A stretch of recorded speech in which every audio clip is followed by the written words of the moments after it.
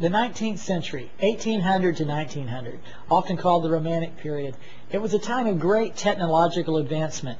The Industrial Revolution led to a great increase in the efficiency of agriculture, mechanical engineering, railroads became very common, better postal service, the telephone and telegraph invented, a lot of advancements in the chemical industry and the textile industry, invention of the sewing machine, the harnessing of electricity, and even the dark side, the pollution that came, especially in Europe, all as part of the 19th century. It was also a time of great change, both political, social, and intellectual.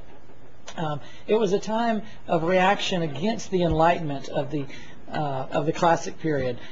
In the Classic period, we saw the decline of the monarchies. In the Romantic period, we saw the reestablishment of many of the monarchies. People, again, where in the Classic period they'd swung more toward intellectualism and simplicity, and the 19th century, there's a great move back to much more emotionalism. Religion and faith, again, was very important. Nationalism showed itself greatly in the music, especially rather than just being European. You might be proud of being French or German or Austrian or Italian or English. The nationalism was very important. It was a time of new theories of science and politics. The theory of evolution by Charles Darwin was a product of the 19th century, and also the political theory of socialism and communism were born in the 19th century. There was a great new artistic spirit.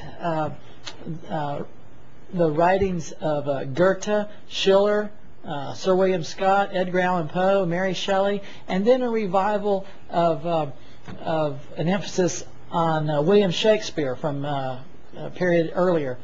There was also a restoration of the great cathedrals from the medieval period, the restoration especially of Notre Dame in Paris. The Romantic period was, it continued a trend started in the Baroque that grew greatly in the Classic period, the idea of music for everyone. And in the Romantic period, music was indeed throughout all of society. Many music conservatories and music journals were started during this period. The piano, there were many piano factories built as the piano became the most important keyboard instrument, replacing the harpsichord. There was a new sound during the Romantic period. There was a sound, especially in the orchestra. The orchestra was much bigger than the classic orchestra. The classic orchestra would usually have 25 to 30 instrumentalists, whereas the Romantic orchestra would often have 50 or 60, and sometimes as many as 100. The instruments had to be made better.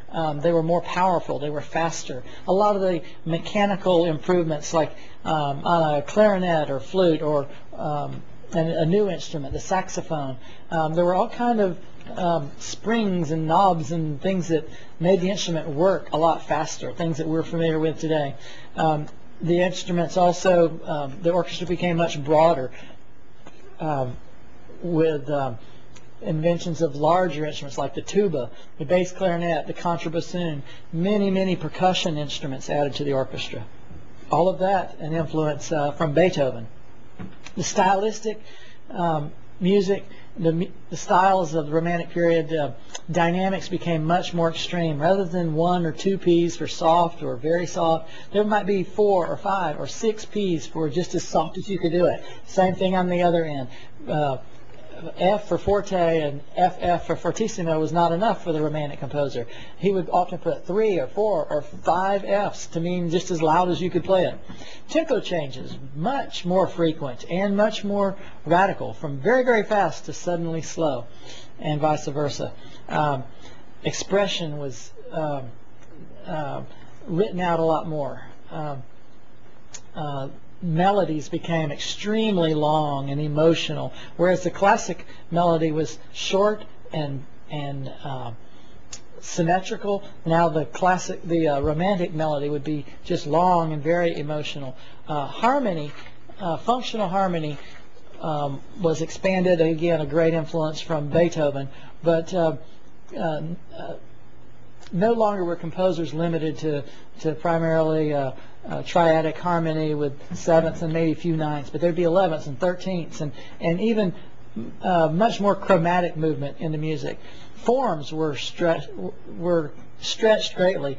The classic composers very much stayed within the sonata form or the minuet and trio form or the rondo form, whereas the Romantic composers would expand those forms. Again, a great influence of Beethoven.